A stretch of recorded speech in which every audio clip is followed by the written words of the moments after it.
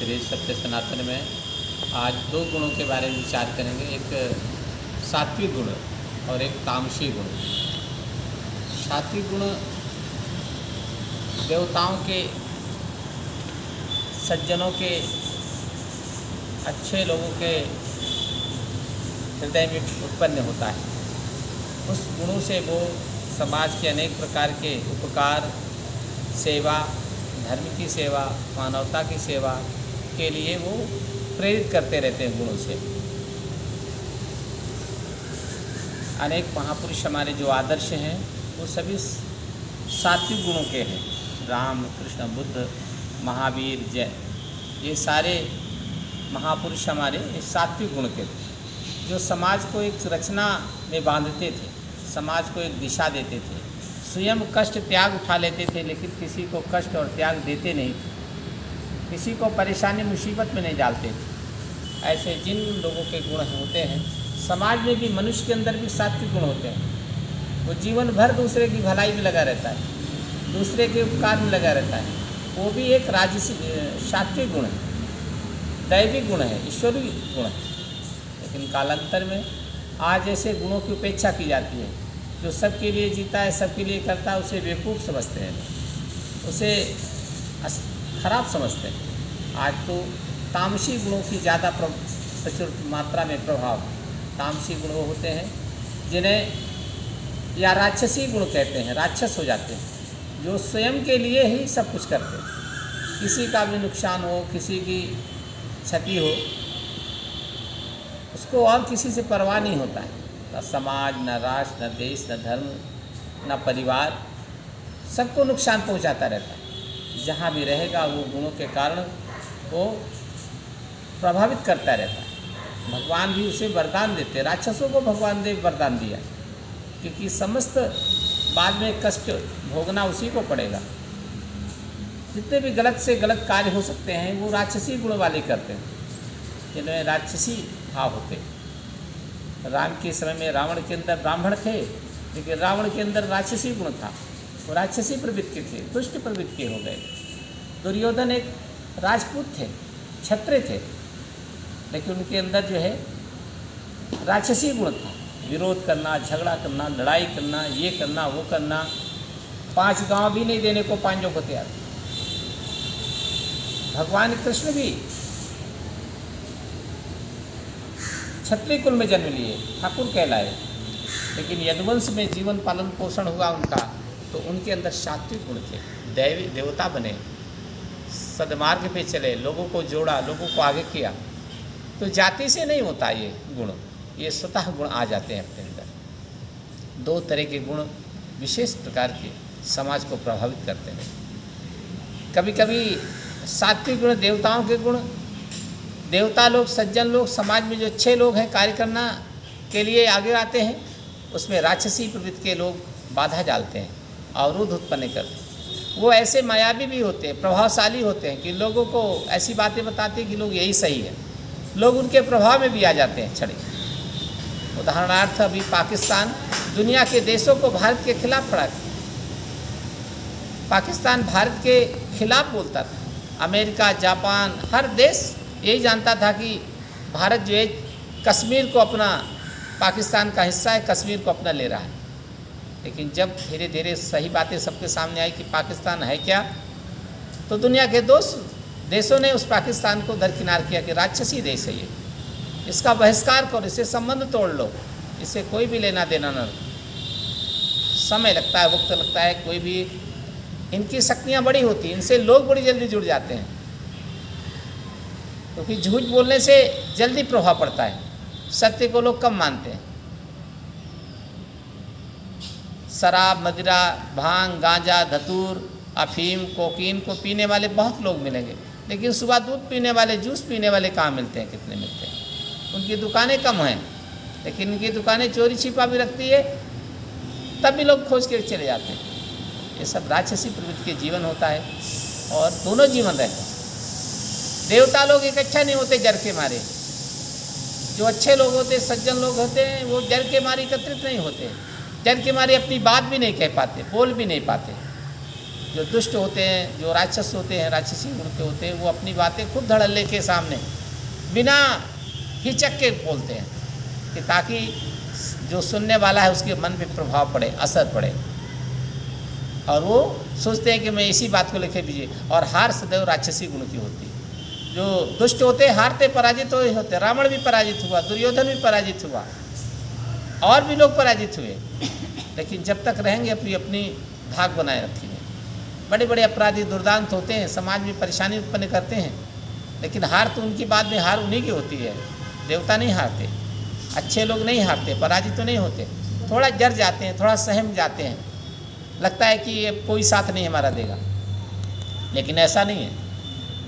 देवता भगवान आपके साथ खड़ा रहता है ताकि आपको हिम्मत अंदर से भरती होती रहे।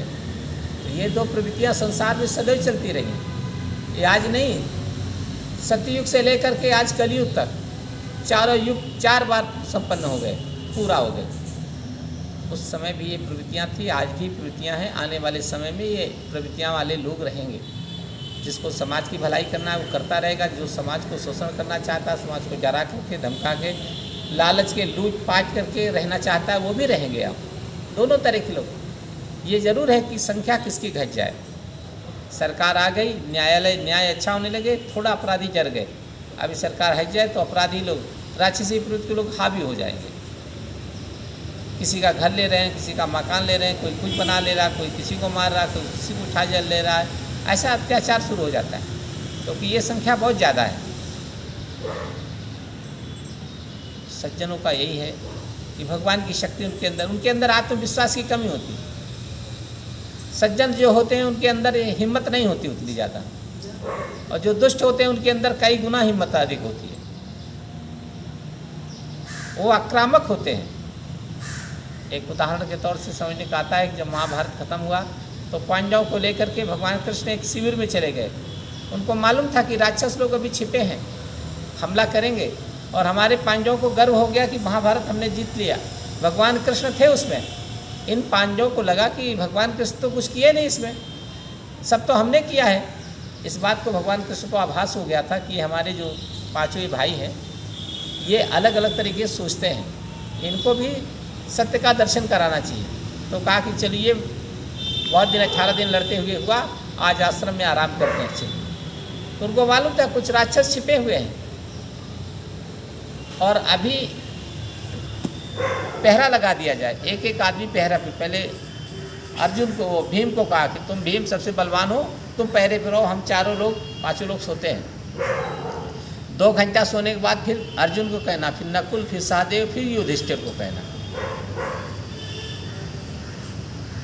भीम पहरे पे खड़े थे, वो राक्षस फिर आ गए। भीम को लग रहा था मेरी गदा ने महाभारत जीता पूरा। राक्षस आ गया सामने, कहा कि तुम्हारे आज वो साथी नहीं है, तुम्हारे भाई नहीं है, तुम्हारा वो कृष्ण नहीं है, आज हम देखते हैं कैसी शक्ति तुम्हारे। इतना शक्तिशाली वो राक्षस था, भीम से भी ज़्यादा ताकतवर था। कुछ देर के बाद पहले भीम को गाली गलौज करने लगा, फिर भीम पर हमला करने लगा। भीम को गुस्सा आया, जितनी गदा मारे उतना ही बड़ा होता गया, उतना ही बड़ा होता गया। और एक दिन वो बहुत बड़ा हो, 1 घंटे बहुत बड़ा हो गया। भीम हारने की स्थिति में आए और चुपचाप वहाँ से भाग कर के जहाँ सो रहे थे, अर्जुन को कहा, भैया तुम जाओ, तुम्हारा समय आ गया। कहानी के माध्यम से अहंकार को कैसे मिटाया जाता है। तो भगवान भीम सो गए, अर्जुन गए। कुछ देर तक वो गायब हो गया। कुछ देर के बाद फिर वो आया, अर्जुन से कहने लगा, तो आज तुम्हारा धनुष वनुष काम नहीं करेगा, तुम्हारा और साथी काम नहीं करेंगे, आज देखता हूँ कितनी ताकत है। बड़ी देर तक सुनते रहे ये भी। बाद में इनको गुस्सा आने लगा। इन्होंने बाण चढ़ा के जितने बाण मारे उतने बड़ा हो गया। अंत में हारने की स्थिति आ गई। राक्षस है ना, ये देवता थे। राक्षसों के अंदर शक्ति बहुत होती है, अंदर बहुत ज़्यादा होती है। तो वो बड़ा होने लगा। फिर ये भी चुपचाप निकल आए। नकुल और सहदेव को भेजा। नकुल सहदेव भी आए, देखा कि वो आ गया और जर गए ये लोग। ये भी धीरे धीरे करके आ गए। युधिष्ठिर भी गए, युधिष्ठिर बैठे रहे, उनको भी तमाम प्रकार की बातें, वो भी आके चुपचाप सो गए। अंत में कहा कि भगवान कृष्ण का 4 बजा, तो भगवान कृष्ण का पहरा आया। तो कहा तुम चारों भाई सोइए, पांचों सोइए, मैं जाता हूँ। कुछ देर के बाद भगवान कृष्ण के सामने वो राक्षस आया और कहा कि आज वो तुम्हारे बाजीगाज लोग नहीं हैं, आज देखते कैसे तुम छलिया हो, छल करके महाभारत जीते हो। आज देखते भगवान कृष्ण मुस्कुराते रहे, हंसते रहे। वो उत्तेजित करता था भगवान को, गाली देने लगा, फिर घूंसा मारने लगा, भगवान कृष्ण सहते रहे। और जब वो मारते मारते भगवान कृष्ण को जब इतना बना छोटा हो गया, उसका असर घट गया, तो बांध करके किनारे पे लेके वो भी सो गए। सुबह 4-5 भाई उठे, आपस में पूछे भाई रात में क्या हुआ, वो राक्षस कहाँ चला गया? तो कहेंगे भगवान कृष्ण अंत में गए थे, यही बताएंगे कि क्या हुआ। भगवान कृष्ण से पूछा, वो रात में जो राक्षस आ रहा था बार बार, क्या हुआ उसका? तो बताइए, गमछा में बंधा हुआ है। बोले इतना बड़ा था वो, गमछी में इतना बड़ा छोटा कैसे हो गया? बोले मायावी होते हैं, इनकी शक्तियाँ बहुत होती हैं, ये जितना बोलते हैं इतने इनकी शक्तियाँ घट जाती हैं। आप सह लीजिए, लेकिन आप हिम्मत से डटे रहिए, भागिए नहीं उनके सामने से। ऐसे समाज में दुष्ट लोग होते हैं, दुर्जन लोग, उनकी शक्तियाँ बड़ी होती हैं, इनके साथ लोग बहुत खड़े हो जाते हैं। शराबी को खोजो, जुआड़ी को खोजो, देखो 10 आदमी इकट्ठा कर लेता है फट दे। और आप कथा सुनने वाले हैं, बुलाओ 5 आदमी को कथा के बहाने, नहीं एकत्रित होते हैं, नहीं आना चाहते, डरते रहते हैं। उनके अंदर आत्मबल का बहुत कमी होती है। जो अच्छे लोग हैं अकेले तो कर लेंगे, लेकिन 4 लोग मिलकर के हिम्मत नहीं जुटा पाते कि वही बात जो अकेले बोल रहे वही आदमी 4 लोग मिल के बोला जाए, ऐसे नहीं बोल पाते। समाज में इस प्रकार का वातावरण बना हुआ है, हर समय था, हर युग में रहा। हमें सात्विक गुणों को आगे अपनाना चाहिए, बढ़ाना चाहिए जीवन में, सात्विक प्रवृत्तियों को आगे करना चाहिए, जिससे समाज का, देश का, राष्ट्र का, परिवार का, स्वयं का भला हो। स्वयं को आत्मा मतलब दुखी ना हो, किसी को कष्ट दीजिए जिससे आत्मा स्वयं दुखी हो जाए, किसी को गाली दे दीजिए जिससे मन दुखी हो जाए अंदर से, किसी को धुतकार दीजिए जिससे अंदर की आत्मा ही रोने लगे। ऐसा कोई व्यवहार नहीं करता। लेकिन राक्षसी प्रवृत्ति के लोग होते हैं, वो उनको कोई आत्मा का प्रवाह नहीं होता। वो किसी को कुछ भी कह देते हैं, किसी को प्रताड़ित कर देते हैं, किसी को दंड दे देते हैं, उनके नेचर स्वभाव में आते हैं। तो 2 तरह के प्रवृत्ति के लोग होते हैं समाज में। आज बहुतायत समाज राक्षसी प्रवृत्ति का है, तामसी प्रवृत्ति का है। जैसा खाए अन्न वैसे भरे मन, जिस तरह का खान पान होता है ज़िंदगी में, वैसा उसका मन स्वभाव बन जाता है और वैसे उसकी ज़िंदगी बन जाती है। प्रभु से प्रार्थना है हमें ऐसा सात्विक जीवन दे तो दूसरे का भला कर सके, ना कर सके दूसरे का तो स्वयं का उद्धार तो करने कम से कम हमारे अंदर जगह, हमें और अधिक शक्ति दे, हम दूसरे का भला करें, समाज का भला करें, देश का भला करें, दुनिया का भला करें, हर मानव का उपकार कर सकें।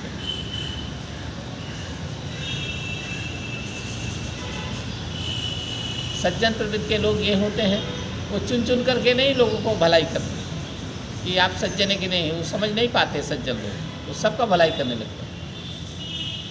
जैसे एक नदी में एक बिच्छू गिर गई थी, सन्यासी नहा रहा था, बार बार वो बिच्छू को पानी से निकाल उसकी प्राण की रक्षा के लिए बाहर फेंक रहा, तो जो ही पानी बह जाए तो उसके डंक मार दे हाथ में, फिर वो गिर जाए पानी में, फिर वो उठाए, फिर डंक मार दे, बार बार हाथ में डंक मारते। लोग कहते थे सन्यासी तुम पागल हो, ये तुमको मार रही है, तुम उसको हटाने का प्रयास करो। बोले नहीं, ये मेरी प्रवृत्ति है, इसकी प्राण की रक्षा में मेरा इसका भी प्रवृत्ति है, ये दूसरे को कष्ट देती है। ये 2 प्रवृत्तियाँ होती हैं, ये इसका प्रवृत्ति है डंक मारना, और मेरी प्रवृत्ति इसको बचाना। तो 2 तरह के समाज में लोग होते हैं। हमें सात्विक प्रवृत्ति को अपनाना चाहिए और हिम्मत के साथ रहना चाहिए।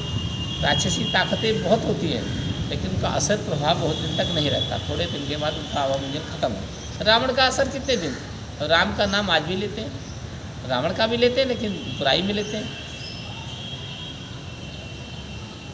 ऐसे संस्कारों से समाज का भला हो, जिस संस्कारों से समाज का भला हो, इसे अपने बच्चों को, अपने पीढ़ियों को, अपने समाज को, अपने आसपास पड़ोस को देना चाहिए, जिससे समाज सुखी और शांति बनी हो। दुष्ट प्रवृत्ति के लोग होंगे, समाज में अशांति पैदा करेंगे, झगड़ा करेंगे। परिवार में अंदर एक भी दुष्ट प्रवृत्ति का होगा, राक्षसी प्रवृत्ति का होता है, झगड़ा उत्पन्न करता है। राक्षसी प्रवृत्ति का मतलब ये होता है वो शराब पीता है, मांस खाता है, जुआ खेलता है, व्यभिचार करता है, मतलब जो भी गलत रास्ते हैं सब अख्तियार करता है। वो व्यक्ति घर के अंदर राक्षसी प्रवृत्ति का है, वो घर के अंदर कलह करेगा, झगड़ा करेगा, विवाद करेगा। उसको कैसे बदलना, उसको सात्विक बनाना, उसको सरल बनाना, उसकी प्रवृत्तियों को परिवर्तन करना, अलग करना, तो ये बचपन से ही व्यक्ति के जीवन में बच्चों के अंदर निर्माण किया जाता है कि ऐसे नहीं बनना तुमको, ऐसे नहीं बनने देंगे। उसको उसको बचपन से मांस खिलाते हैं, बचपन से उसको शराब पिलाते हैं, बस उससे गलत चीज़ों का प्रभाव डाल देते हैं। तो वो बड़ा होने के बाद वही तो करेगा जो सिखाया बचपन में आपने भरा उसको। कहते हैं सुल्ताना जाकू का नाम सुना है?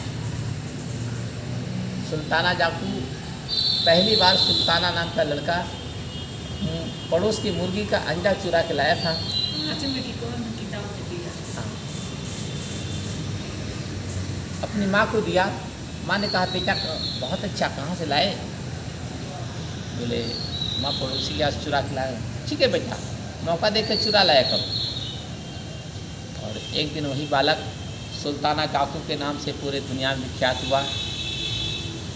तो जब वो जेल में बंद हुआ, पुलिस पकड़ ले गई उसको और उसको मौत की सज़ा सुनाई गई कि आपने हज़ारों लोगों को मार डाला, कितने का धन लूटा, कितने को बर्बाद किया, अब आज आपको मौत की सज़ा सुनाई जाती है, तो आपकी अंतिम इच्छा क्या है?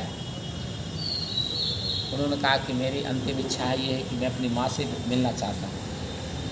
तो जब मौत की सज़ा दी जाती है तो उसकी जो मरने वाला होता है उसकी पूरी इच्छा पूरी की, खाने की, जानने की, मिलने की, सब पूरा करा दिया जाता है कि ये तृप्ति करके जाइए। तो माँ को बुलाया गया, माँ पास में आई, माँ रो रही कि बेटा तुम आज मुझे छोड़ के जा रहे हो। तो उन्होंने कहा सिपाही से कि मेरी अंतिम इच्छा है कि माँ के कान में कुछ बात कहना चाहता हूँ। भाई माँ के कान में बेटा कुछ बात कहना चाहता है तो शिक्षा था इस तरह का। उधर लड़का था, इधर माँ खड़ी थी, तो कहा बेटा कह ले जो मन में है। जो ही कान मुंह में लगाया बात कहने, तो सुल्ताना ने अपनी माँ के कान काट लिए दांत से। माँ विक्षिप्त होकर के मतलब खून बहने लगा और गिर पड़ी। उन्होंने कहा कि बेटा तुमने ठीक है, मुझे जो कष्ट देते हो तो मेरे बेटे हो, आज तुम मरने जा रहे हो, तब भी मुझे कोई दोष नहीं। माँ मैंने इसलिए कान नहीं काटा तुम्हारा, अगर मैं पहली बार अगर चोरी करके आया थे मेरा कान उमेद देती, यही कान था, तो शायद आज मैं तुम्हारे सामने फांसी पे न चढ़ता। तुमने मेरी गलत बातों को ज़्यादा बढ़ावा दिया, इसी से मैं उससे कान काट के सबक सिखाया तुम्हें कि कान पकड़ना। जब मैं पहली बार चोरी करके लाया था तो तुम मेरा कान पकड़ के उमेदती, तो शायद आज मैं आपके सामने इस फांसी के आपको दुख ना होता।